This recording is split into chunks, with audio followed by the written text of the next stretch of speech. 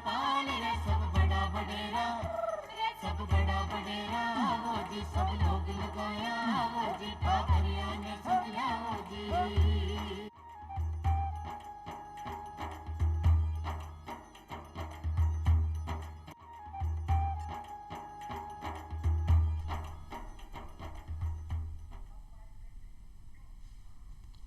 राम राम सा चौपाल देखने वाला सगड़ा दर्शक भाई बहनों को बहुत बहुत स्वागत है। दर्शक भाई बहनों, छोटा छोटा टावर किन अच्छा कौन लगे, खेलता बोलता कूदता खूब अच्छा लगे। और ए बच्चा ये खेलता कूदता हंसता मुस्कुराता रहे, इसके लिए ज़रूरी है कि वहाँ को स्वास्थ्य अच्छा होना चाहिए, वह स्वस्थ होना चाहिए। और स्वस्थ क्या होगा जब वह छोटी बड़ी बीमारियों से बचा रह सकेगा। और छोटी बड़ी बीमारियों से आप बाने बचा कर रख सका कि बाना टाइम टू टाइम वहाँ का जितना भी टीका हुआ है बीमारियों से बचने का, वह टीका आप टाइम से बाने लगवावा जब वहाँ बीमारियों से बचा रह सके है और स्वस्थ रह सके।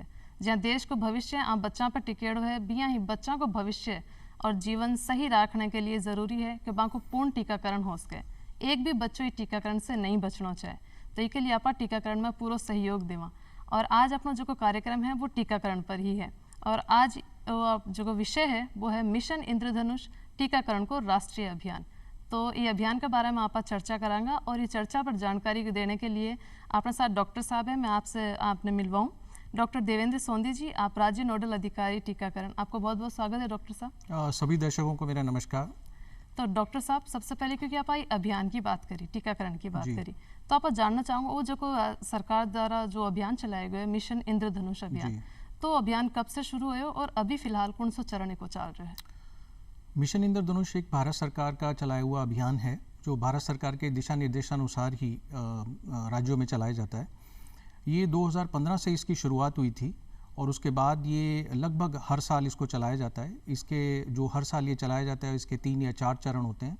इसी तरीके से ये इस साल भी चलाया जा रहा है। इसको सघन मिशन इंद्रधनुष 4.0 नाम दिया गया है और इसमें 3 चरण है।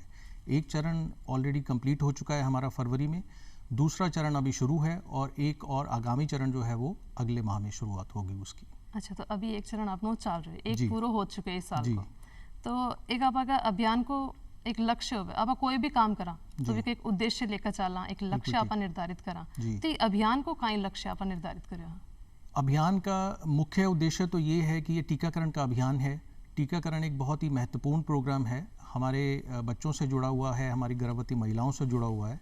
तो इसका उद्देश्य यही है कि जो भी गर्भवती महिलाएं या हमारे छोटे बच्चे 0 से 2 साल तक के अगर वो किसी भी वजह से किसी टीके से वंचित रह गए हैं जो उन्हें उम्र के मुताबिक लग जाना चाहिए था या उनको कोई भी टीका नहीं लगा, तो ऐसे बच्चों को हम ढूंढ के, ऐसे बच्चों और गर्भवती महिलाओं को उनको ढूंढ के उनको टीके लगाए जाएं।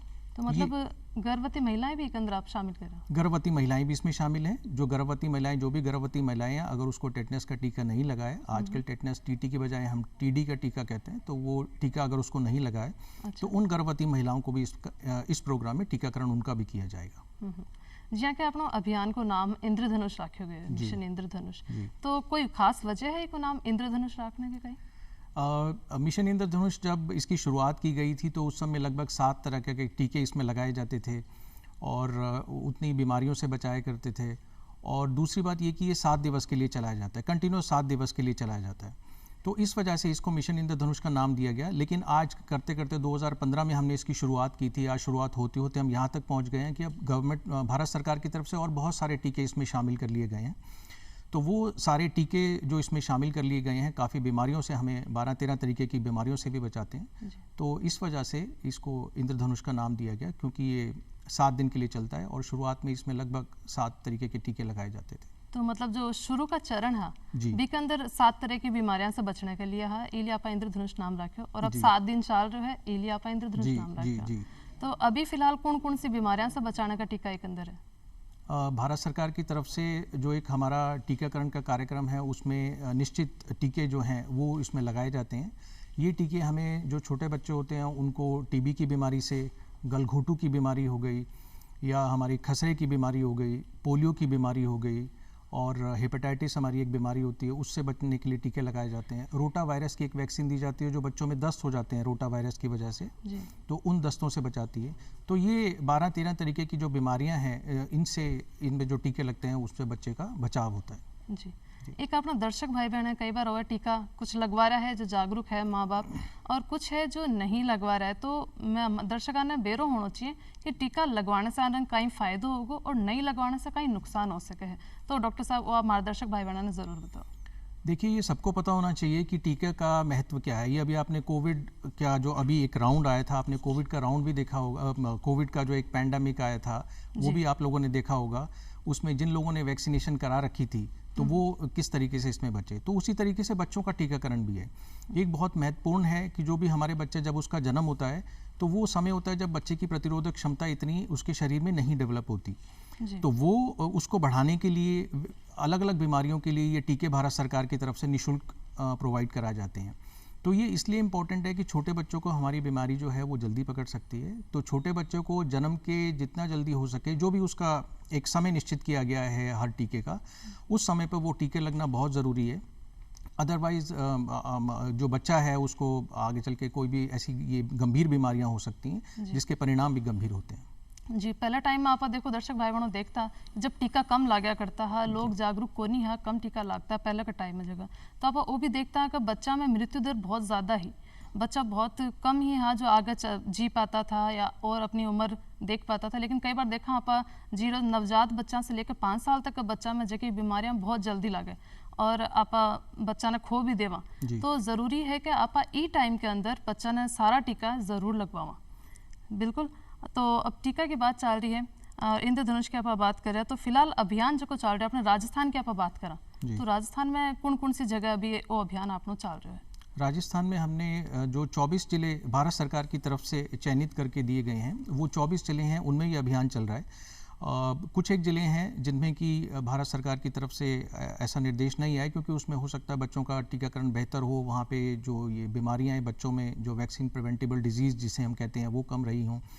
तो पाली, हनुमानगढ़ या बूंदी हो गया, गंगानगर हो गया, ऐसे कुछ एक ज़िले जहाँ पे नहीं चल रहा। अदरवाइज़ ये 24 ज़िले हैं हमारे जो कि जहाँ पे मिशन टीकाकरण का अभियान चलाया जा रहा है। तो मतलब अपने राजस्थान के ज़्यादातर जिला के अंदर वो अभियान चल रहे, तो कुछ एक जिला है जो ज़रूर है कि आपने उम्मीद है कि बामे भी जल्दी वो कार्यक्रम चलेगा और सारा संपूर्ण होगा। और एक साथ ही आप चाहें कि टीका की बात चल रही तो वहाँ को एक समय अंतराल होता होगा, हर टीका को कुछ समय अंतराल है कि इतने समय के बाद वो टीका लागना चाहिए, तो वो समय अंतराल क्या निर्धारित करोगे है? हर टीके का अपना अपना एक समय होता है। जैसे कि बच्चा जन्मता है तो हम ये उसको जो एक BCG का टीका है वो लग जाना चाहिए, उसको हेपेटाइटिस का टीका लग जाना चाहिए और ओरल पोलियो की वैक्सीन दे दी जानी चाहिए। तो हर टीके का अपना अपना समय है। कुछ टीके बच्चा 1.5 महीने का हो जाता है तब लगते हैं, फिर उसके बाद 2.5 महीने पे लगते हैं, 3.5 महीने पे लगते हैं, फिर 9 महीने पे खसरे का टीका लगता है। तो ये पहले से फिक्स हैं। और जो 2 टीके हैं उनके मध्य का अंतराल भी जो है वो एक 4 हफ्ते का रखा जाता है, 28 दिन कह लो या 4 हफ्ते का कह लो।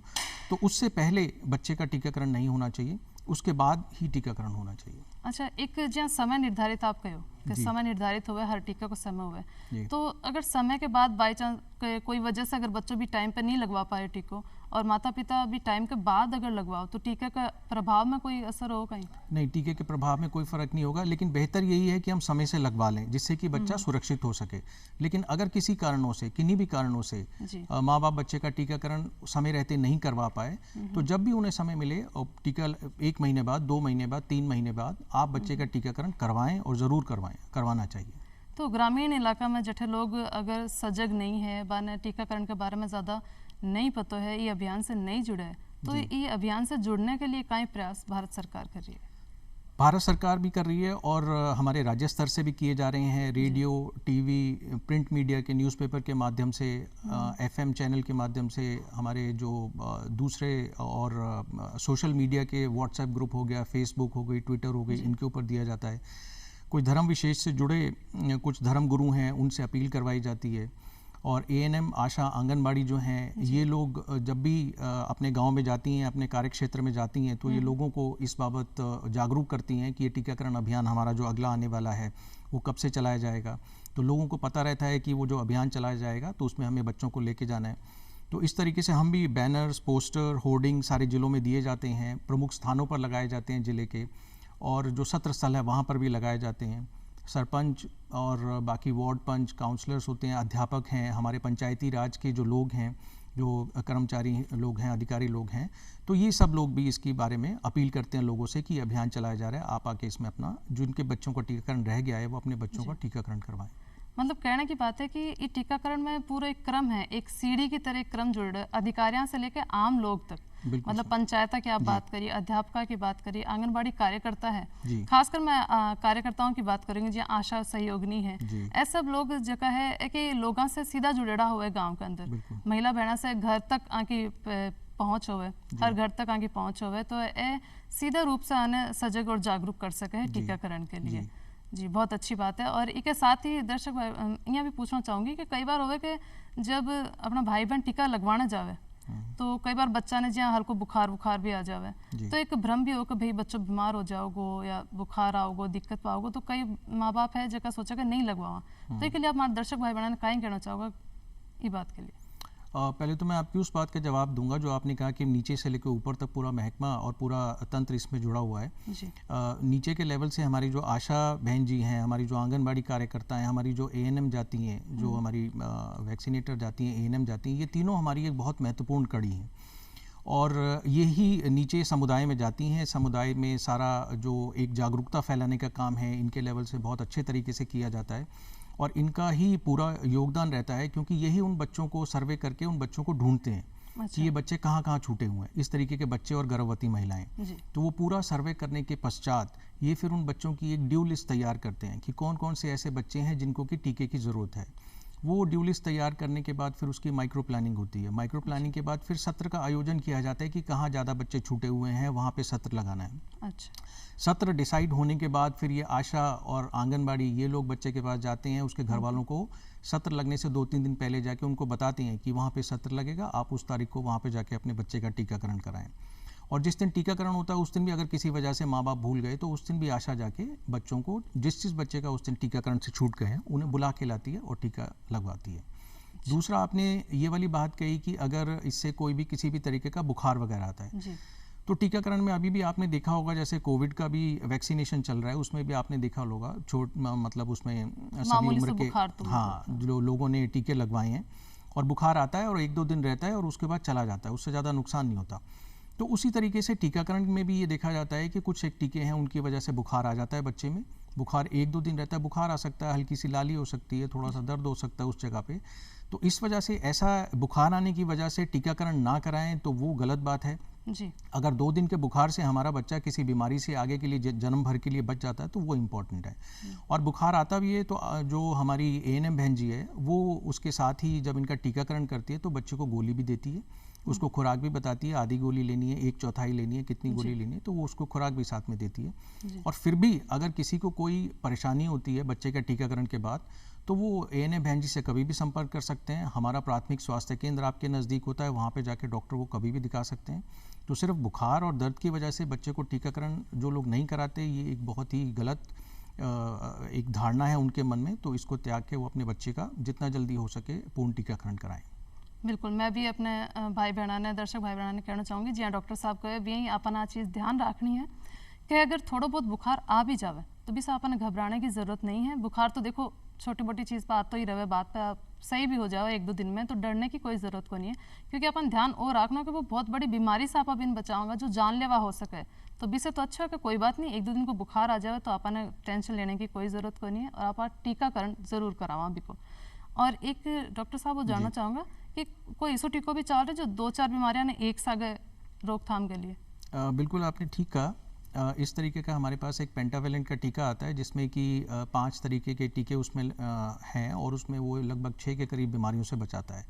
तो ये भी भारत सरकार की तरफ से अच्छी पहल की गई है कि बच्चे को बार बार बुला के या बच्चे को अलग अलग सुई लगा के हम एक ही सुई से, वो 5 जो सुइयाँ लगती थी वो एक ही सुई से उसका टीकाकरण हो जाए।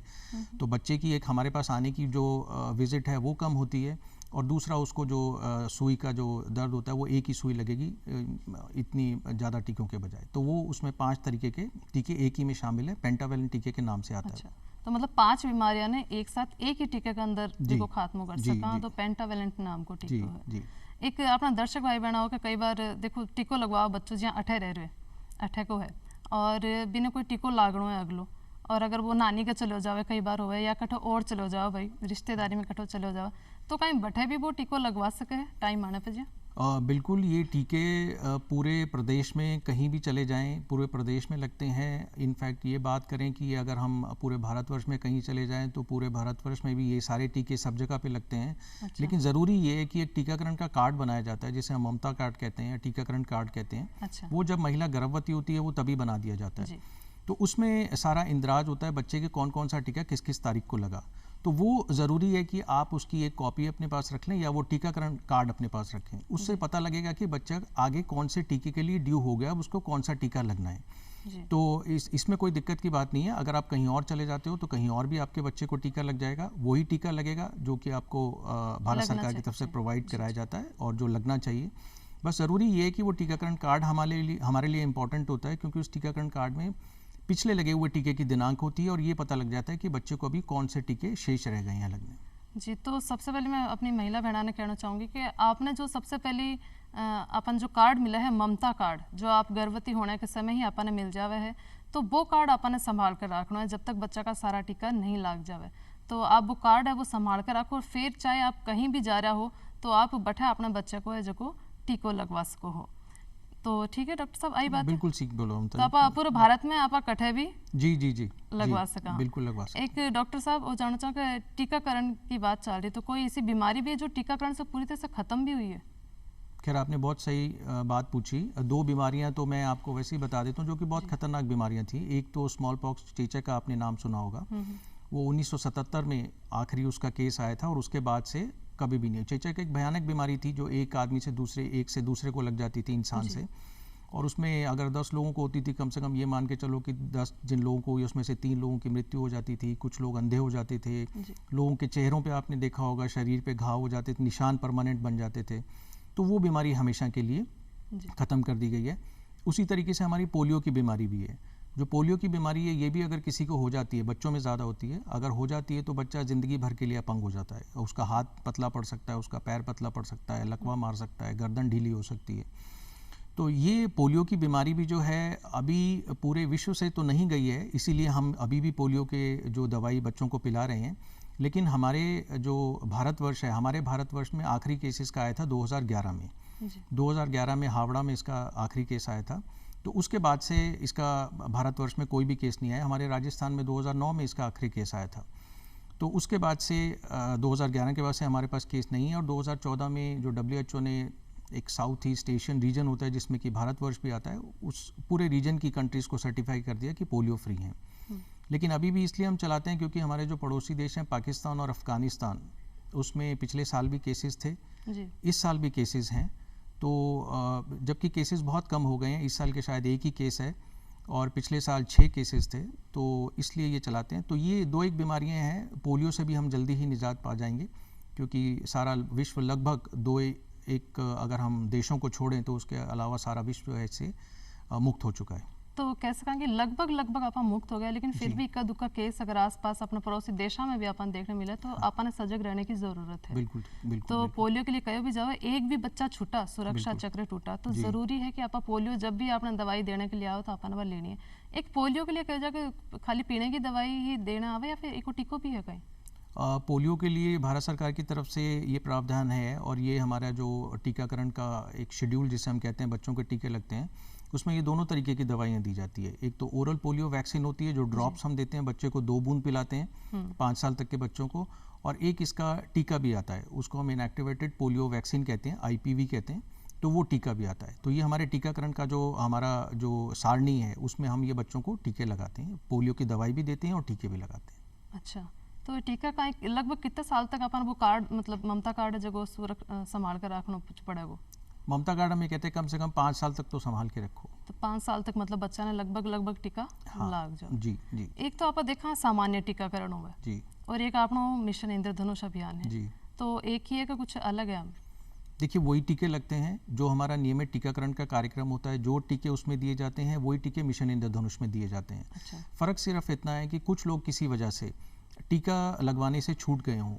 हो सकता है कुछ घुमंतु परिवार हों, उनके लोग छूट गए हों, या हो सकता है कुछ ऐसी माइग्रेंट पॉपुलेशन हो जो एक जगह से दूसरी जगह चली गई है, इस वजह से कि उनके बच्चे का टीका लगना छूट गया हो, या कुछ लोगों में कुछ भ्रांतियाँ हो इसलिए वो टीके ना लगवाते हों। तो टीकाकरण जो सघन मिशन इंद्रधनुष है कि ये प्रोग्राम भी है कि हम टीके के प्रति लोगों को जागरूक भी करें और समुदाय में एक लोगों के लिए वैक्सीन के प्रति उनमें एक वो पैदा करें कि भाई वो लोग आगे बढ़कर टीके लगवाएं। तो ऐसे कोई भी बच्चे जो हमारे नियमित टीकाकरण से छूट जाते हैं वही टीके लगाए जाते हैं। हम सघन मिशन इंद्रधनुष में उन बच्चों और गर्भवती महिलाओं को जो किसी भी वजह से टीकों से वंचित रह गए हैं उनको टीके लगाते हैं। सही है। तो एक आप बात करांगा कि वो अभियान है अपना इंद्रधनुष को अभियान है, इसके साथ कोई राष्ट्रीय या अंतर्राष्ट्रीय संस्था भी जुड़ रही है? जी बिल्कुल ठीक कहा आपने। इसके साथ जो ये पूरा हमारा प्रोग्राम चलता है इसके साथ जो हमारा संयुक्त राष्ट्र संघ है जिसको हम यूनाइटेड नेशंस बोलते हैं, तो उसकी कई ऑर्गेनाइजेशंस हमारे साथ जुड़ती हैं, जैसे कि WHO विश्व स्वास्थ्य संगठन है, एक यूनिसेफ की ऑर्गेनाइजेशन भी है जो इसमें काम करती है, और UNDP है। तो ये सारे काफ़ी जिनको कि हम अपने डेवलपमेंट पार्टनर्स बोलते हैं, तो ये सारे लोग इसमें सहयोग करते हैं, इसमें मॉनिटरिंग में सहयोग करते हैं, इसकी माइक्रो प्लानिंग में सहयोग करते हैं। तो ये सभी लोगों का मिला जुला प्रोग्राम है क्योंकि भारतवर्ष में हम सब लोग मिलजुल के इस प्रोग्राम को चलाते हैं जिससे कि हमारी जो बच्चे हैं वो सुरक्षित हो सकें बीमारियों से। जी आप जब भी कोई बड़ो काम कर रहा जी तो कोई अभियान चलावा हाँ तो बी की एक देख रेख भी होनी चाहिए, बी पे एक नज़र भी रखनी बहुत ज़रूरी है कि काम सही ढंग से हो रहे है या नहीं हो रहे, यानी कहने की बात है मॉनिटरिंग की अगर बात करा बिल्कुल ठीक तो बा ये अभियान की तरीके से हो रही है। अभियान की इसकी मॉनिटरिंग अभियान शुरू होने से पहले से ही कर दी जाती है, जब से हमारा हेड काउंट सर्वे होता है तभी से मॉनिटरिंग कर दी जाती है।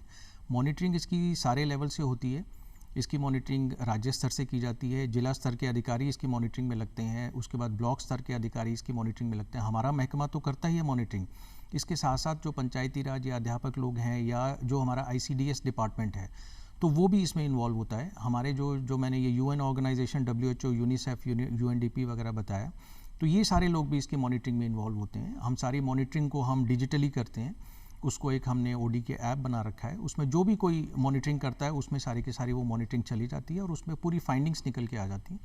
तो ये बिल्कुल आपने ठीक कहा कि कोई भी प्रोग्राम सिर्फ चला के छोड़ देना ही अपने आप में पूरा नहीं हो जाता, तो उसकी मॉनिटरिंग भी हमें समय से करते रहना चाहिए जिससे हमें पता लगे अगर कोई हमारे गैप्स कहीं पे आ रहे हैं, कहीं कोई दिक्कत परेशानी है तो वो साथ के साथ हम उसको रेक्टिफाई कर सकें, ठीक कर सकें। बिल्कुल, तो देख रेख जरूरी है कोई भी अभियान चलाने के बाद कि बाबा आप नजर रख सका कि वो काम ठीक से हो रहा है या नहीं। जी। तो अभियान के सफल होने के लिए जरूरी है कि पे नजर रखी जाए पूरी। जी।